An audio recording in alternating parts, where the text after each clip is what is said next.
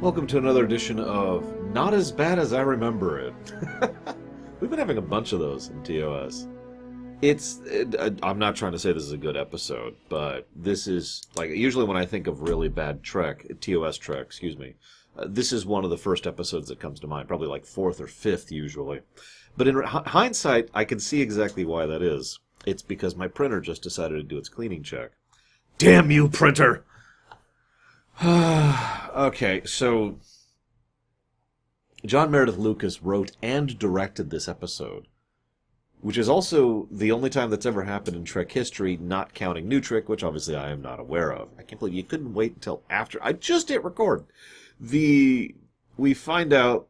Let's just go through this because I want to do this kind of in order here.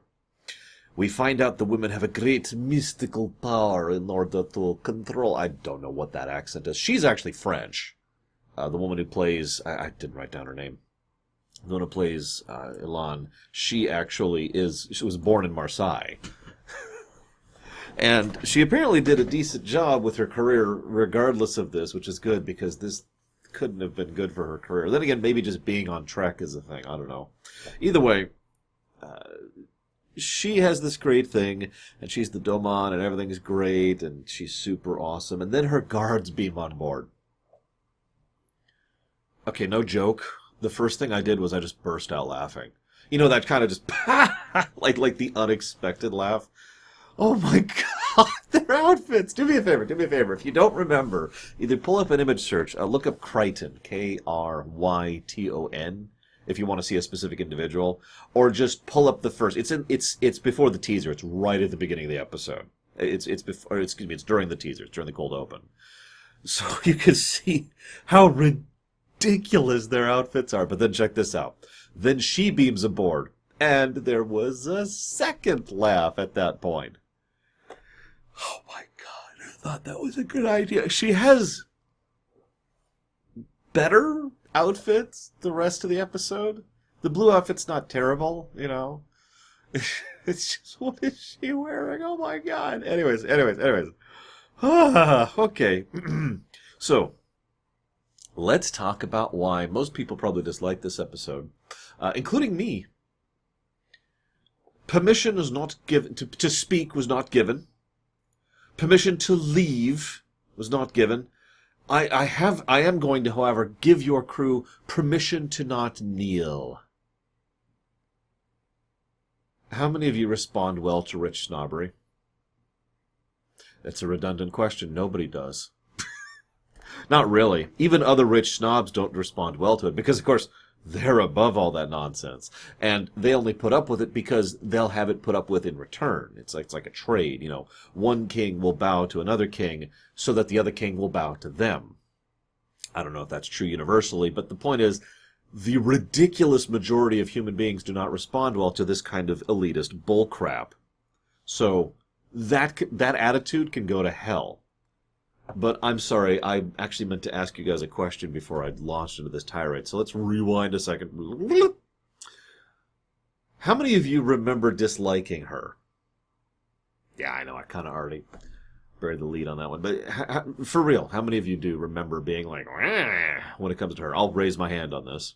And I still do. No offense to the actress. She does what she can with what she's handed, but wow, she is astonishingly unpleasant. I thought about writing down every individual instance of her being a prat, and then I realized that that would be a huge list, and it would also be a waste of my time, because I would have to write down multiple instances per scene. So I'd have to pause the episode to write down multiple instances, unpause, then pause again and write down, because that is how rapid fire of a despicably, no, that's the wrong word. Let's go with snobbish. Let's just keep going with snobbish. That is how much of a snob she is for the first half of this episode.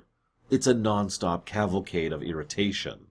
Now, part of the reason I asked this is, if you remember, I've brought this exact type of question up twice before.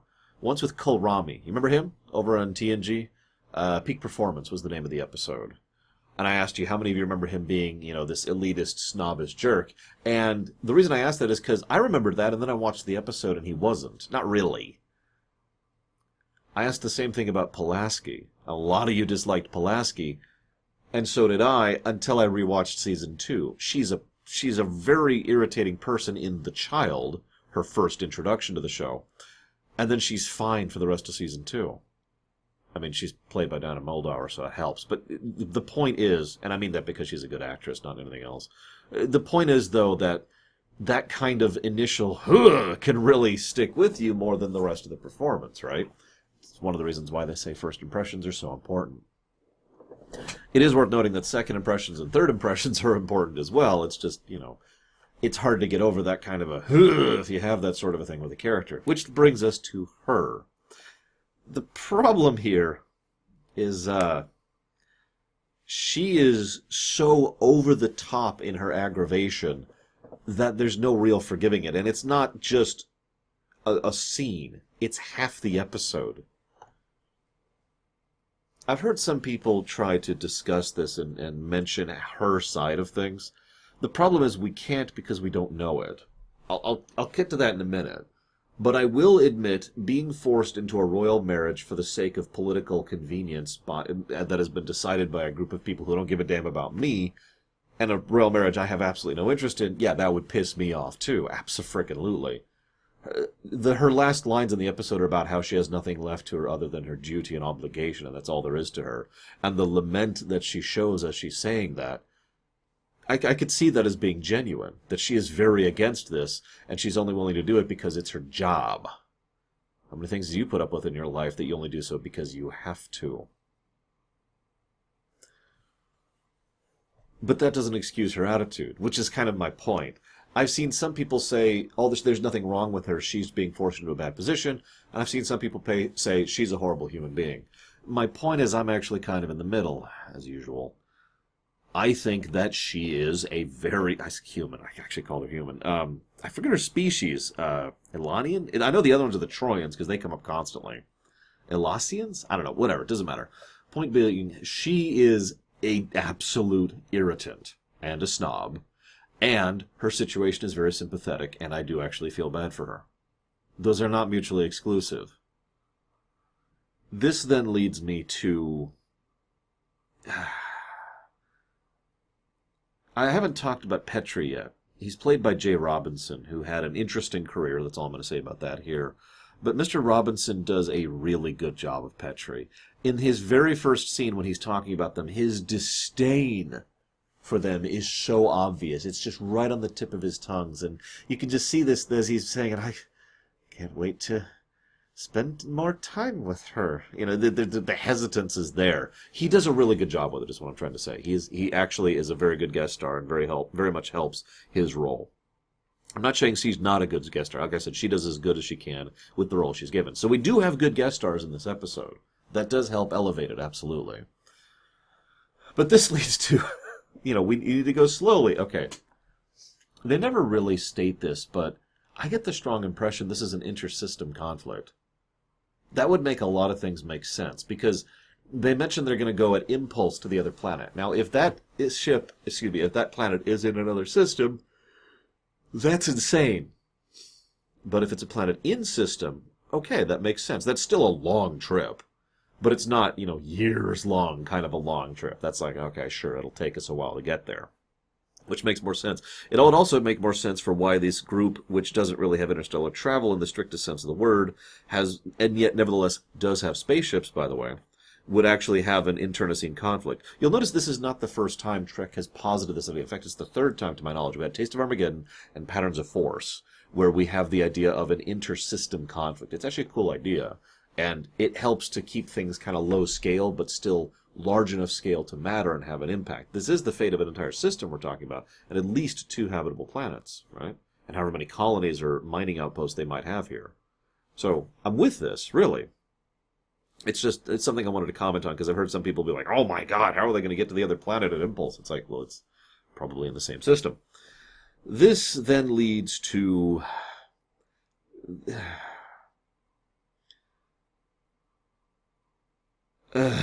So the ambassador goes in there and tries one session of throwing gifts at her. Not literally. In which case she throws the gifts back. Literally, this time. And he comes in and says, no, I give up. There's no point in peace. I just want to kill them. You're the ambassador. And after one session of a few minutes of interacting with them, you're ready to go back to war. Wow. I like Kirk's response to this. Okay, don't try to be friendly, just try to stop killing them. Let's start with that. Then we'll work on being friendly. This is when we need to talk about Kirk's approach. I've actually heard several people complain that the way Kirk approaches her is completely unacceptable. Now, I'm really hesitant to give my opinion on that because all of those statements are couched in gender politics, not a captain of a starship interacting with a spoiled brat who is part of a royal family. And you notice I completely removed gender from both those equations because that's kind of how I'm thinking of this one. The gender doesn't matter. It's just the captain versus the spoiled brat. And if you look at it from that lens, I'm actually with Kirk's approach overall for two reasons. Now, hear me out. Don't tar and feather me just yet. The first reason is because I tend to think that diplomacy needs to be something that you dynamically alter how you are diplomatic depending on who you're being diplomatic with. You don't approach a Krogan or a Klingon or, I don't know, I'm sure I could think of something else off the top of my head if I could, but I can't, so I'm an idiot, with the same kind of way you would approach an Asari or a human or a Vulcan or whatever, right? You have to use a different approach. In fact, to be perfectly blunt, he does basically treat her like you would treat a Klingon in this. Very strong, very upfront, very pushing back at everything, and not willing to take anything. That's the kind of thing a Klingon would respond very well to. You'll notice she doesn't. She does not respond like a Klingon would, which makes sense, because she's frickin' not. But my point is, he tries to adapt his diplomacy to her, right? Point in his favor. Hear me out, don't tar me yet. The second reason is because she's being a spoiled brat, and in my personal opinion, this includes as being someone who's helped raise children, and has raised a child for several months in my own life. I guess that doesn't really matter. Speaking as someone who has an amateur opinion on raising kids, there, we'll put it that way, if someone is acting like a spoiled brat, you come down on them hard. You don't beat them, you don't hit them. In fact, I have never had to spank my niece, not once in my whole life. But that's the point. You don't have to. You don't have to go that far. You just come down hard. No.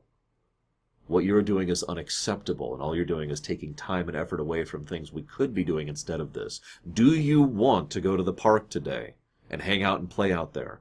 Of course you do. Why wouldn't you? And you explain things, but you do so from that position of iron, because they need to know what they cannot hit. Children, people in general, but especially kids, are constantly pushing to figure out where those boundaries are, right? That's why the wall of iron is there, to show them this is now a place you cannot go any further in, right? Does this make sense? I'm probably explaining myself terribly, and I'm just going to get killed by everyone in the YouTube comments. But whatever, I'm talking about this episode, which is already dripping with gender politics. I don't even want to touch. So, whatever, we're already here. Let's just do the best job we possibly can, right? So in those two reasons, I am generally, I hope you paid attention to that word, in favor of Kirk's approach. Not specifically, though, because the problem is Kirk is not responding in a manner that I would consider to be acceptable. I know that sounds contradictory, but my point is, well, if you're paying attention, neither of those things are things that Kirk is really doing for the reasons why I said Kirk should do those things. He's doing those things because he's pissed. Because she's an irritant and he's not going to put up with it. He's just tired of all this crap. That is unprofessional and unacceptable, especially for someone who is a captain of a starship, which, ignoring my own personal opinions on the matter, we have been told over and over and over in this show, so ignoring the rest of Trek continuity, that you have to be above and beyond to be a Trek captain, to be a Starfleet captain. So even by this show's pre-existing, already established continuity, this is not an acceptable approach for Kirk to be taking. He should have more patience, more tolerance, and he should be able to apply himself here the same way he does elsewhere. This is the same Kirk who has reached out to and made peace with people who have killed members of his crew, and yet he doesn't have the patience for one kid who's throwing a temper tantrum. See my point? That's why I look at this as kind of a weird situation. And frankly, I think this is all to the detriment of the episode. How many of you have ever had to study cartoons? I have. I say had to. Obviously, it's part of my job. But I've been studying cartoons since I was a kid. And one of the things that has irritated me since I was a kid was there's this tendency for characterization to go into characterization, that's such a hard word to say for me, in order to establish a point, in order to then contradict it. Let me try to explain what I mean by example. I'm horrible and evil, and I torture puppies for breakfast. Oh, it turns out, no, I actually just have this really tragic thing in my backstory, but now that you've reached out to me, I am now a good and kind person who is loving and caring, and you see the problem here. Now, that's not the perfect example of it, but you probably know what I'm talking about. This usually happens more in 22-minute shows than it does in 44-minute shows, but the general idea is they try to establish a character trait so hard and so severely that it goes beyond reasonability, especially when they then flip-flop into, another character trait, which is usually also shown just as severely and harshly. In order to, it's usually done as a bit of shorthand, basically. It's like, okay, I get it, right?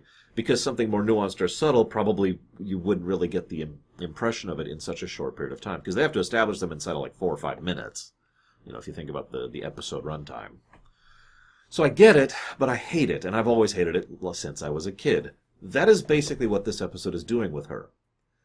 At least in my opinion, because again, we don't know her actual motives.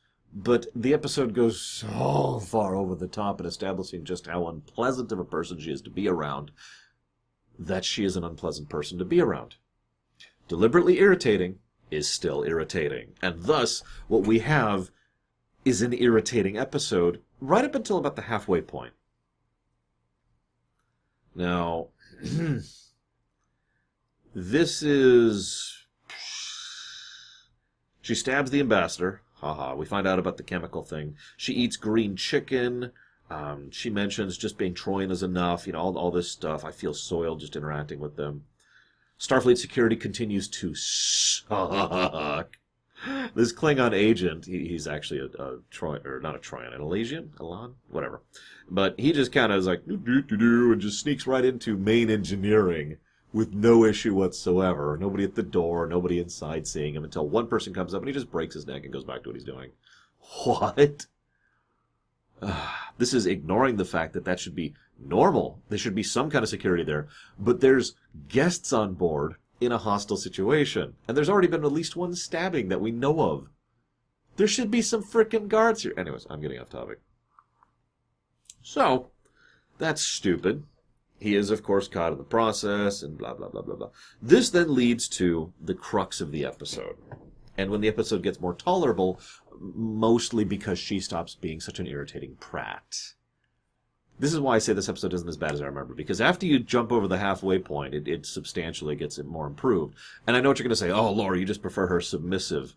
No. I've actually seen a brief essay about this episode that shows that she buys into the Asian stereotype, as played by a French woman, of someone who is submissive, the sexy Chinese slave approach or something like that. I forget what it was called.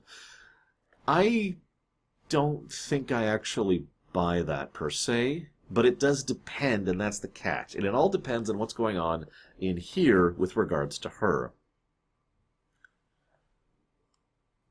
It really boils down to one question. Does she actually love him?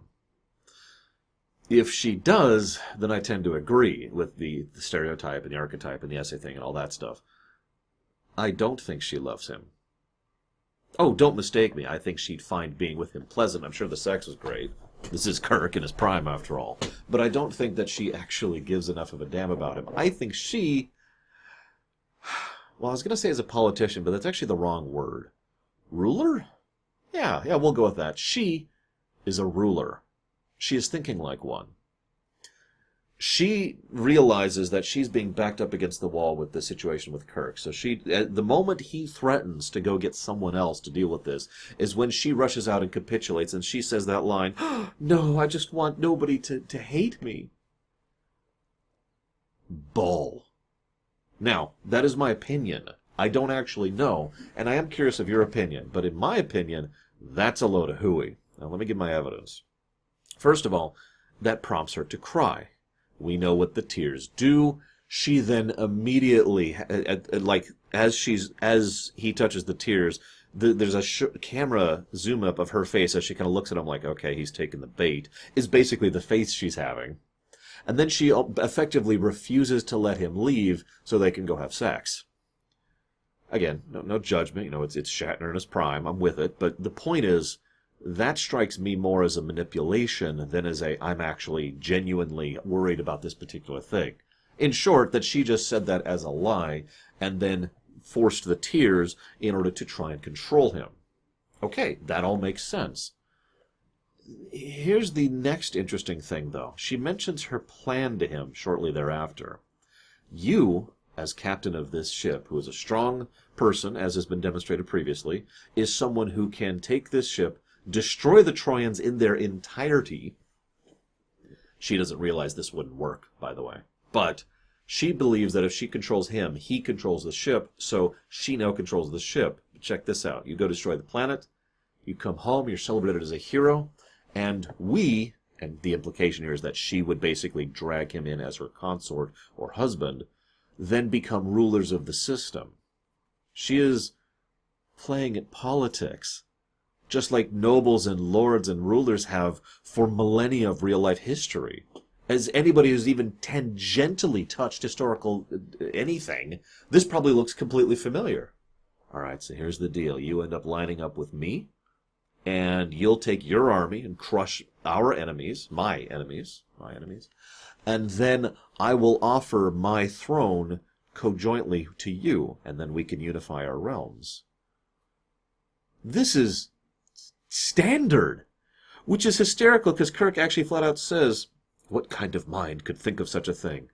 How about every noble lord and ruler for millennia? This is utterly unrelated, I swear, but Crusader Kings 3 just came out as I'm recording this. It came out yesterday. I haven't gotten a chance. I haven't even bought it yet because I'm recording. I don't have time for games. I spend my entire day recording when I'm doing these YouTube sessions, so I don't have time for anything. It's just, right? Couldn't you see that happening in CK3 or CK2 or EU4 or whatever, right? Never mind real life.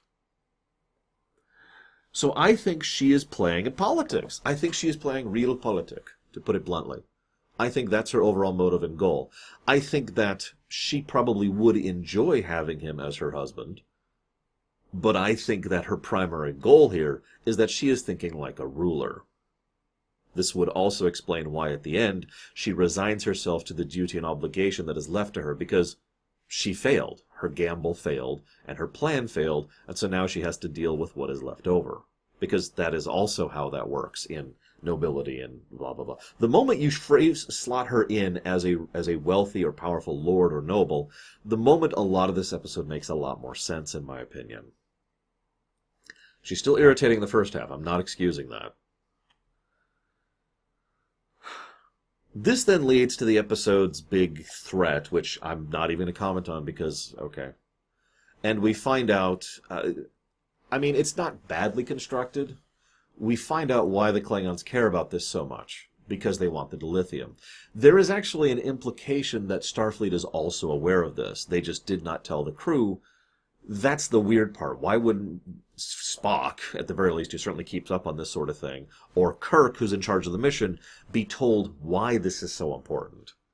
Obviously, the Klingons knew, and frankly, I think the Federation as an organization knew as well. That's why they were so invested in this peace treaty. After all, peace means trade, and trade means dilithium. Lots of it. Remember how common they mentioned it is? So,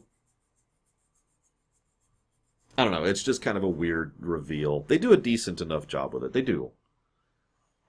One thing I also find amusing, though, in the Nitpicker's Guide here, which I have been referencing for several of these, basically just to see if there's anything I miss, there's this one bit where he mentions that, oh god, where is it? I gotta find it. He talks about the necklace, and in the guide it's made clear that the necklace is hers, as in of her people. But if you rewatch the episode, yeah, here it is. Oh wow, I'm not going to read this whole thing. It's like half a page. But anyways, the point is, this posits the idea that they are her stones from her people, and yet it is the same necklace that Petri gave her. The implication being that she has decided now, in the face of having failed her plan, to accept her duty and go along with it. Okay. But the guide says that that doesn't line up because she says they're her stones, but she doesn't. She just mentions that the stones are common and effectively worthless. In fact, in phrasing, now that I'm paying more attention to this necklace, considering this is the necklace he offered her, this helps to make sense why she found this to be an insulting gift at the beginning of the episode. Imagine if I offered you a necklace that I just walked out and made a couple of rocks and gave it to you. Okay, in fairness, I could see how that would matter, because one of the things that is relevant is the thought and heart and effort in a gift matter more than the gift itself. At least that's the way I think. But let's assume for a moment that I'm a king and you're a queen, or king, or whatever you prefer to be. It's up to you, I don't care. And I, as a royal gift, have offered you this necklace of random rocks. Right? Again, the nobility thing. At that point, you could see that as being frankly insulting. And given Petri's overall refusal to try and bend on this one, and how much he has been obstinate and negative towards the idea of peace, maybe this thing was being sabotaged by as well. This gift, this dress, these necklaces. What if it was all crap? Or at least some of it was crap, by people who don't really want to see this to succeed. After all, an extremely common thing when nobles are playing their Game of Thrones is they don't actually want peace. So they use an excuse to broker war, but it's okay. They're the ones who declared war. I mean, yeah, I insulted them horribly by giving them this terrible gift, but nobody's going to remember that. They're going to remember that the other side declared war. I'm good. I'm playing a defensive war. Right? You can see why this episode is not as bad as I remember. At least I hope you can see it, because there's some interesting things to chew on here. It's just, I'm never going to watch this episode again. This is going on the skip list. I'm not denying it. I'm not lying about it. It's just, this isn't as nearly far down the list as I thought it was going to be. Regardless, I do hope you've enjoyed my thoughts on this. I'm looking forward to yours, especially your opinions on this one and her, especially in the first half. See you next time, guys.